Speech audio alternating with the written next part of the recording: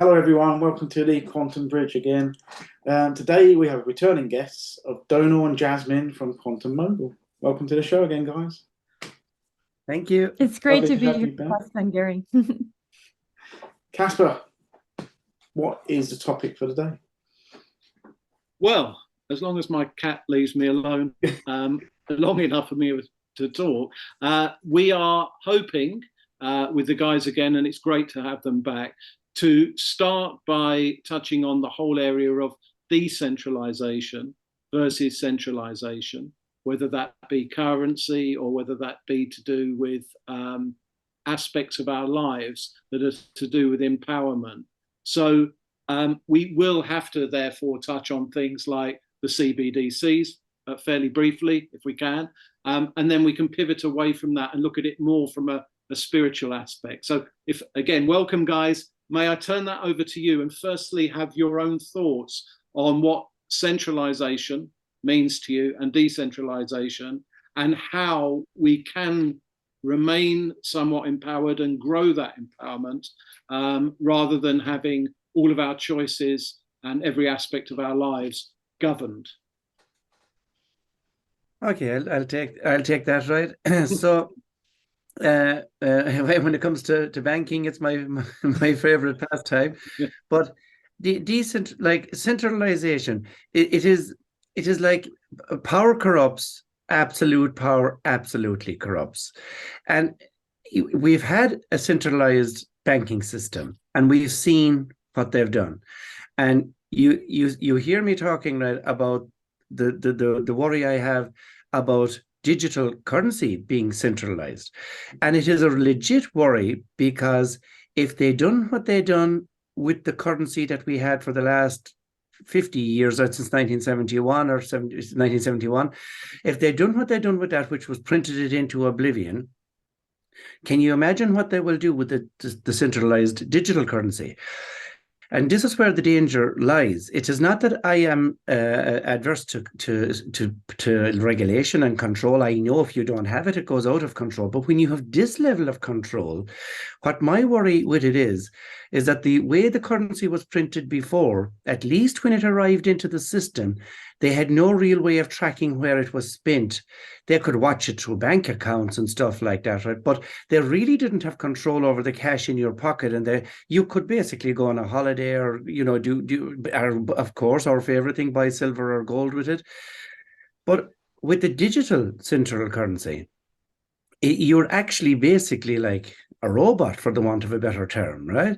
It like there's basically serial numbers on it, right? And they can turn you on and off literally like a robot. Now, if anyone, I'm sure that anyone listening to this, right, they'll say, "Oh, this is conspiracy theory," right? Fair enough, right? That's grand. Everyone is entitled to their opinion. I'm not a conspiracy theorist. I'm only just going with the people that has messed up the last currency system that we had. So I have no faith and no trust at all in them that they wouldn't use all of the power that they have to manipulate people even more. And where the danger I see in this currency is that they could have expiry dates in it.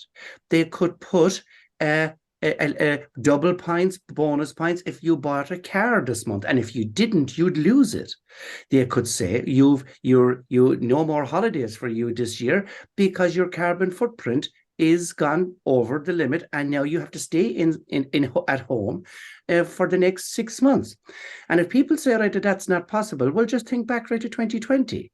Did anybody in New Year's Day 2020 ever believe that the world would be shut down by Patrick's Day?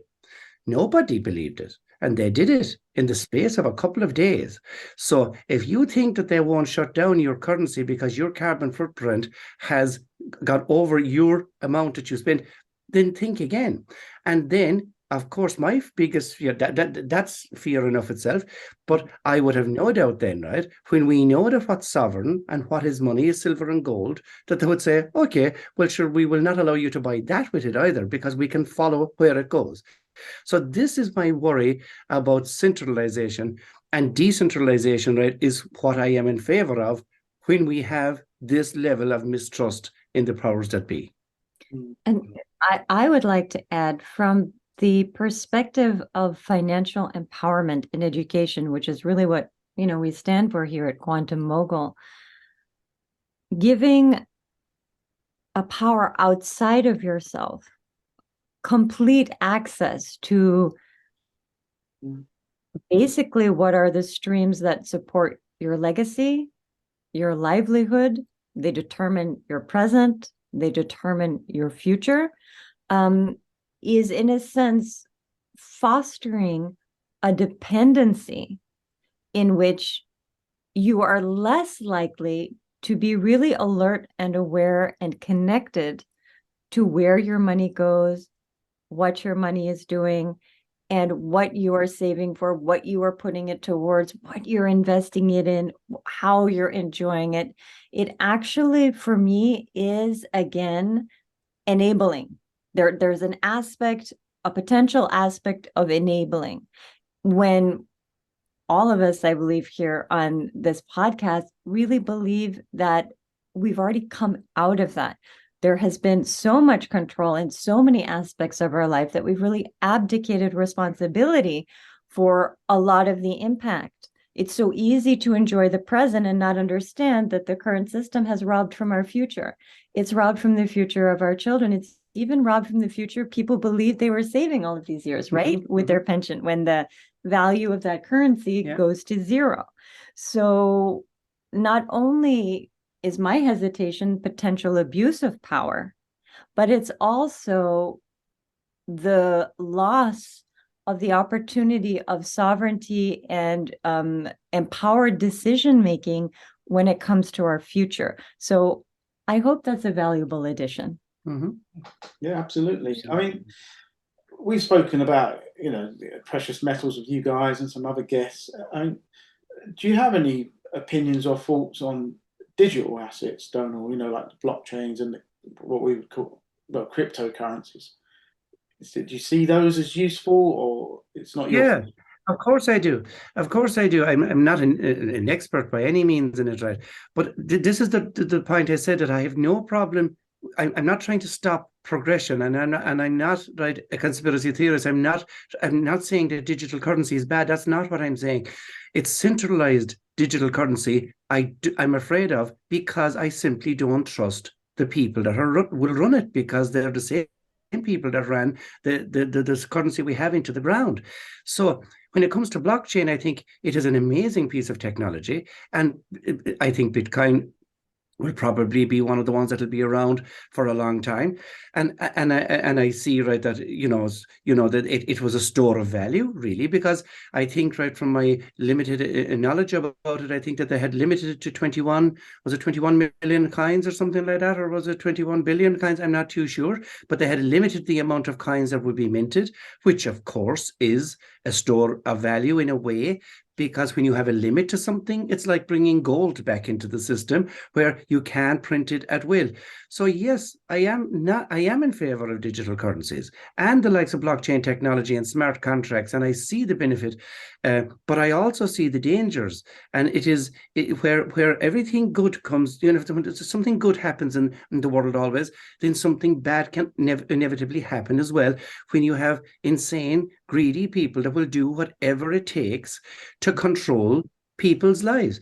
And this is all I'm talking about. I just don't think I have no problem with regulation, and I have a regulated business myself. One of my businesses is regulated. I have no problem with it, but the abuse of it, and it has been blatant abuse of people's sovereignty, I have a problem with it, and I do not agree with that level of abuse in the human race by a handful of people, and that is that, and I have no problem in calling them out on it, because they can defend what they have done, because they have done it, and we can prove it, and people see it in their wage packet that it is not going the distance, and that is because they abused the currency printing machine.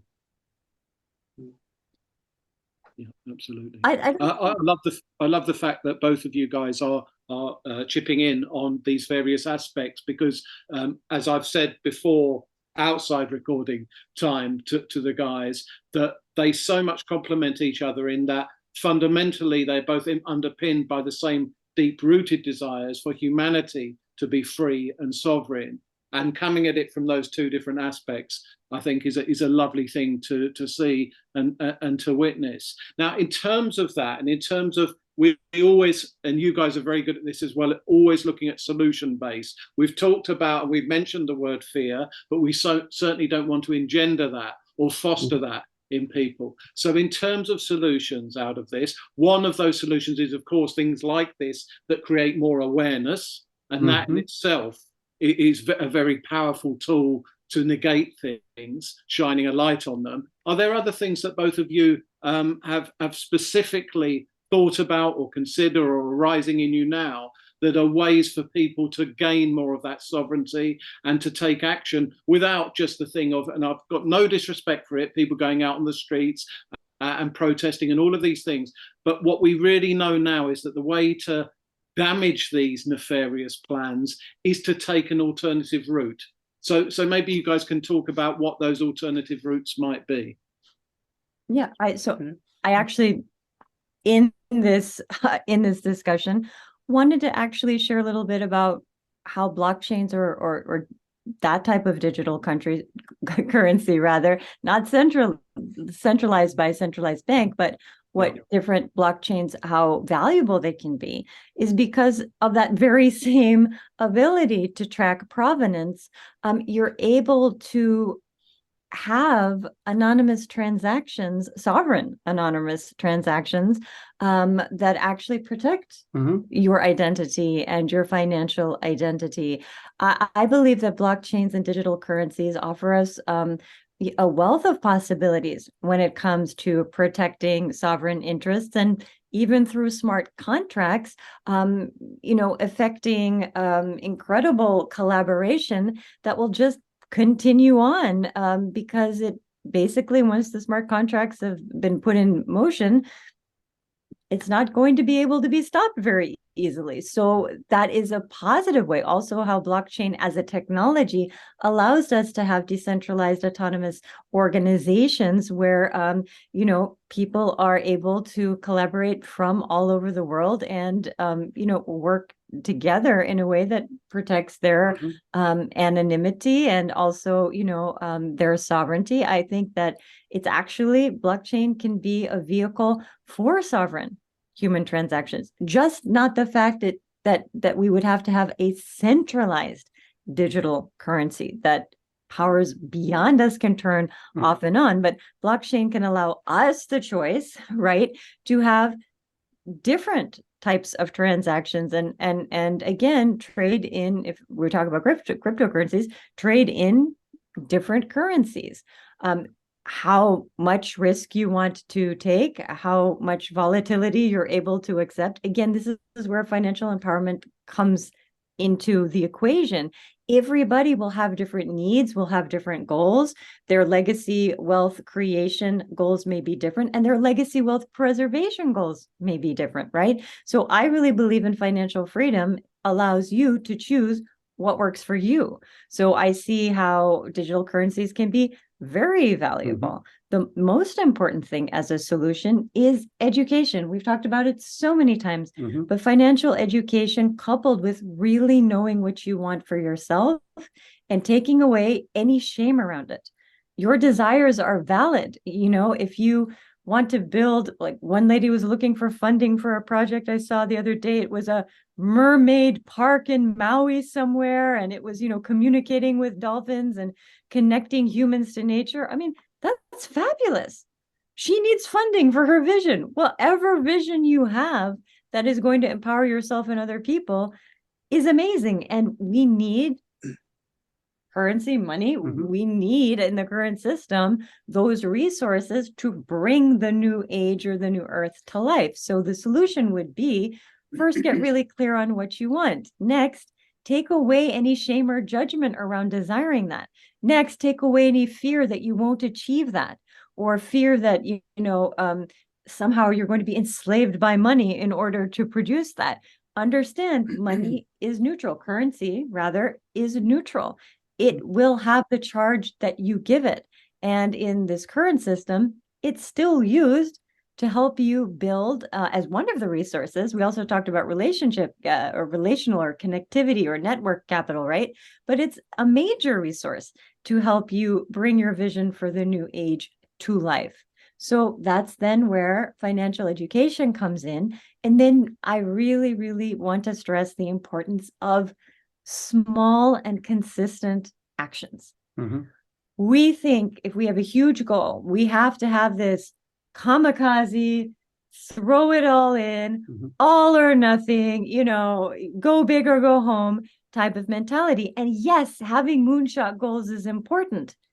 And the action of honoring that goal, even if it's saving or even if it's investing in gold, however you are going to do it to honor your vision, water the vision like a garden, nurture your vision. That's not something you have to imagine needs to be achieved tomorrow. You don't have to go and accept all of this type of risk just to get this done tomorrow. Your vision is so powerful and valuable that, like a coral colony, right? I want to share this analogy. Coral is very fragile, as we know. It's something that human intervention has actually negatively impacted a lot on our planet. It takes a lot of time to grow coral. So it's a fragile ecosystem. Your vision at the beginning is a precious and tender sprout. So allow yourself the time for this delicate and beautiful architecture to evolve. And that evolves when you make daily consistent actions that honor the higher vision. So I hope this is a helpful solution for people. That's brilliant. And I just like to add just one thing, right? You were talking, right, about people protesting and stuff. And of course, it's great to have the freedom to do it peacefully and all that. But the way I look at a protest, right, it is like that you lived your life without going to the doctor on a regular basis to check your health. The protest was when it was too late, right? You went when you finally had a pain that could have been fixed a long time ago if you were doing regular checkups. And I think one of the biggest messages that we want to leave in Quantum Mogul, and it's certainly here on Quantum Bridge, because I know we're very aligned, right, in what we do, is please don't let it get to the protest stage. You have a golden opportunity now. There is a new beginning, right? It is not negative. There is a serious opportunity here. There is going to be digital currency. We pretty much have it already anyway with credit cards and stuff like this, but they're just trying to regulate it more. This is the opportunity now before it gets out of hand to say we are not going to have it controlled by one central station that we know have left us down over and over and over again.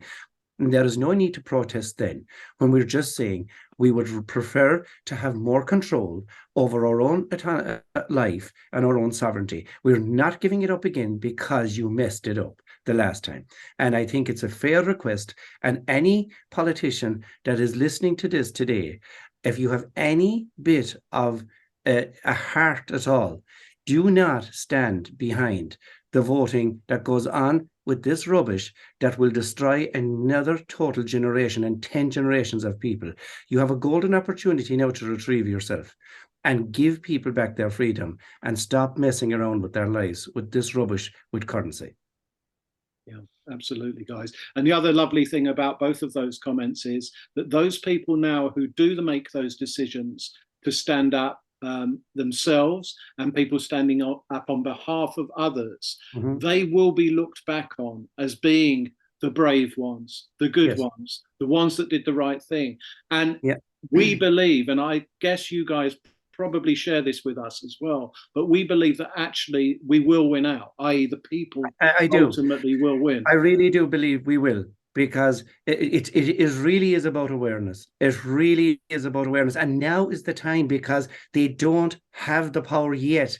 But as all governments in all over the world, they'll try a little bit first. a little bit then. If there is no resistance, it is just like going for a regular checkup to the doctor. If you go for the regular checkup, they'll spot the problems early and they can fix them. But when it gets too late, then it is terminal.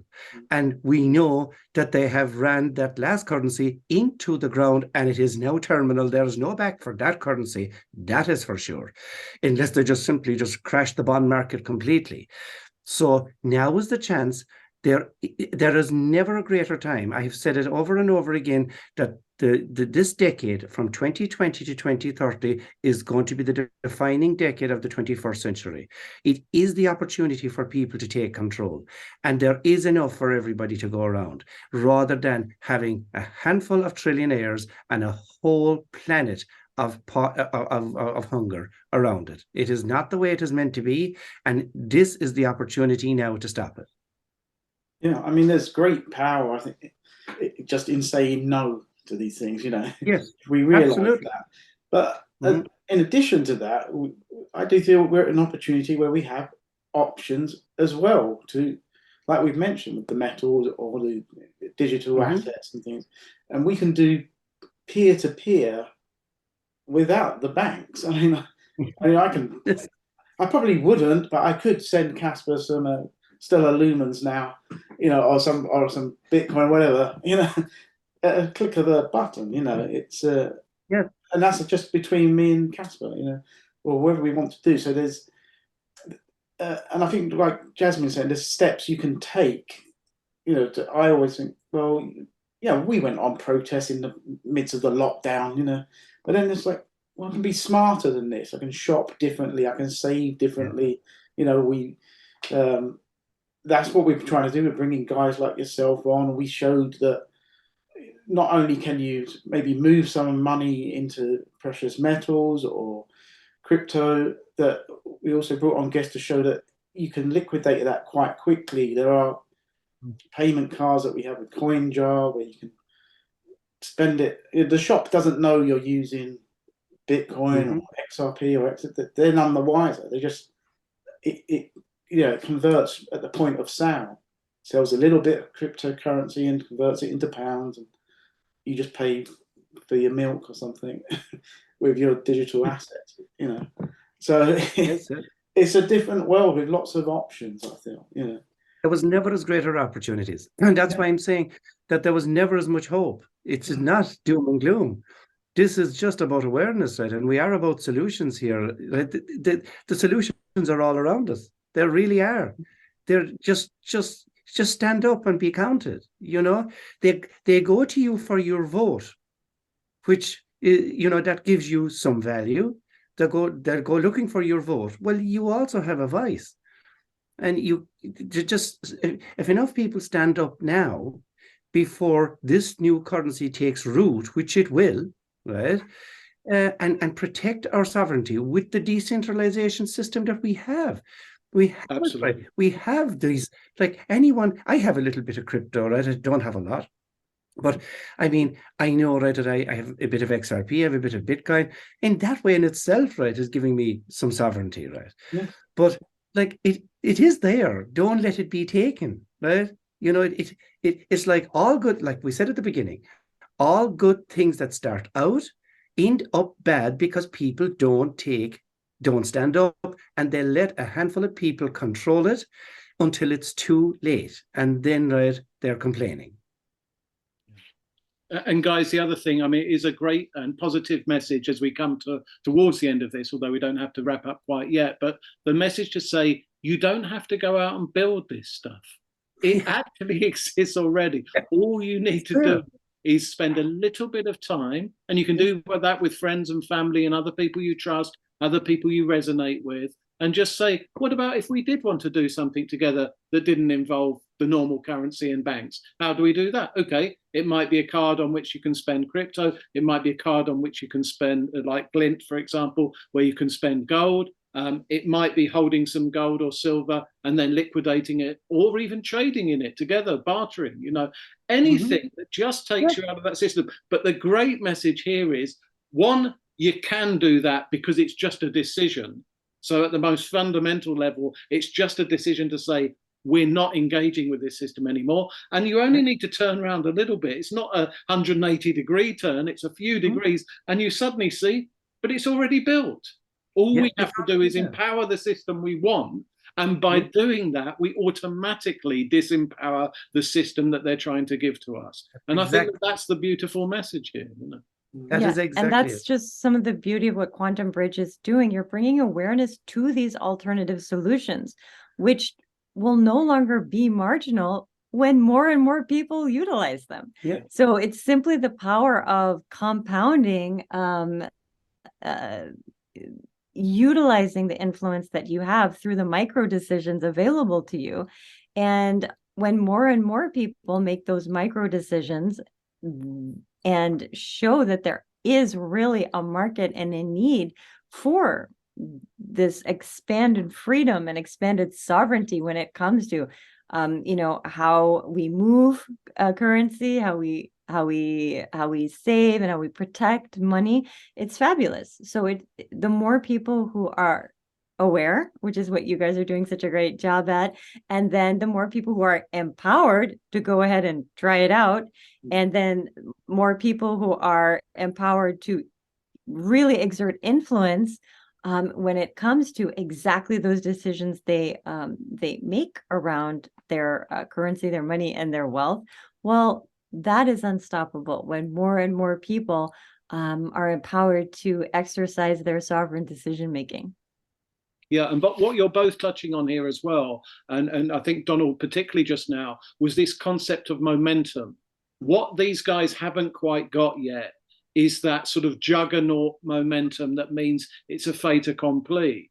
And if we get our momentum going now, we become that juggernaut. And that's, a beautiful idea.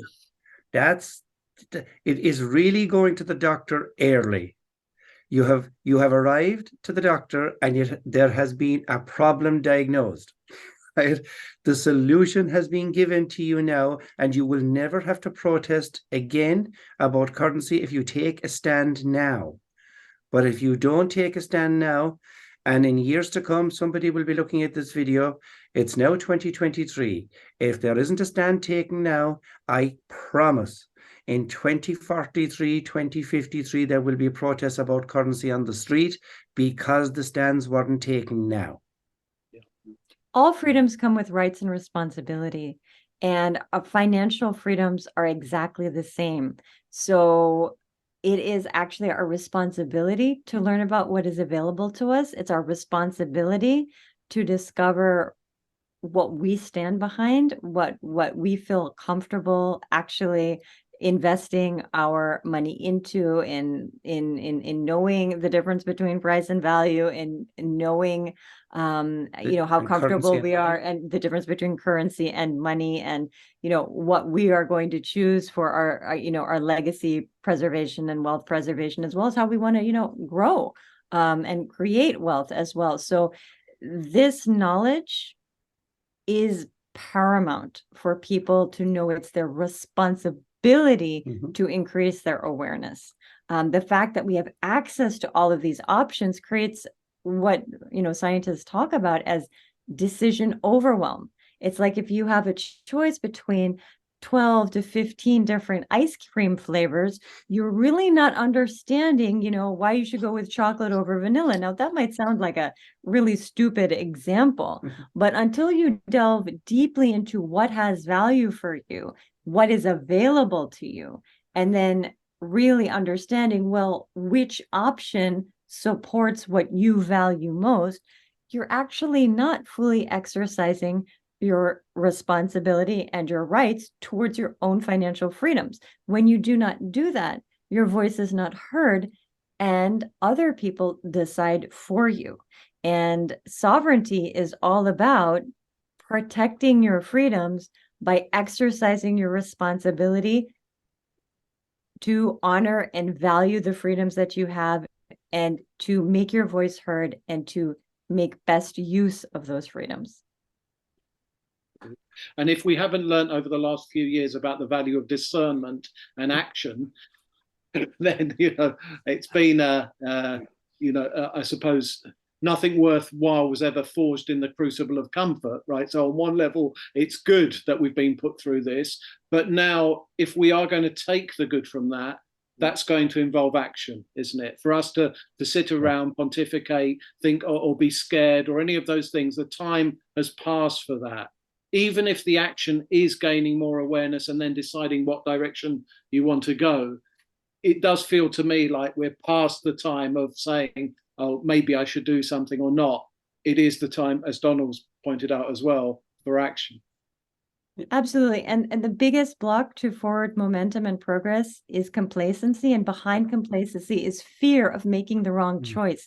True sovereignty and empowerment is to know that you can choose again. You can decide again. If something didn't work out, you have the power to change the course of your destiny. You have the power to make another choice, a choice that is aligned with who you are now evolving and ascending into. And to keep it simple, because we have spoken about in depth here, the message that I just want to leave is we have no problem if currency wants to be out there, just understand it, but we do not want a central digital currency. Simple and as plain as that. If central bank digital currency arrives into your system, into your house, you have lost the last bit of freedom that's there. And that's all we're saying. It's not declaring war. It's just a fact. Just keep your sovereignty. You have it now. You have the greatest opportunity now. You have it already in your phone. If you have any bit of crypto on your phone, you already have that sovereignty. Don't let it go. Don't let it go. And there will be no need for any protest. And we will have a fairer, more responsible system from politicians that we can hold them accountable, because they certainly have not been good at that. Absolutely. Gary, do you want to say anything? I know that we're coming towards the end, and this will be a lovely area of time to leave this on, and then we can again throw ourselves into these more spiritual aspects that, of course, are underpinned at the moment in this paradigm by finance of some kind, money, gold, silver, whatever it may be. But actually, it seems now, which is great, we are pivoting more into that area, and that has a great resonance as well with our audience. So just before we go, Gary, was there anything that you wanted to say? No, I think it's great. You know, like we said, we have a great balance here between Donal and Jasmine. It's, you know, it's like a whole package there. So, and it's really nice to hear. You know, I like some of the more spiritual stuff as well, adding that into it. So, it's a great note to finish on, I think, with what Donal said there. So, thank you very much, guys. Yeah, thank you very much indeed. And as ever, we hope to see you again soon. But for now, thank you for your time today. And I hope that for our audience, that really does make you think, but more than that, actually take action. Absolutely. Take care. Thank you. Bye for now. Bye-bye.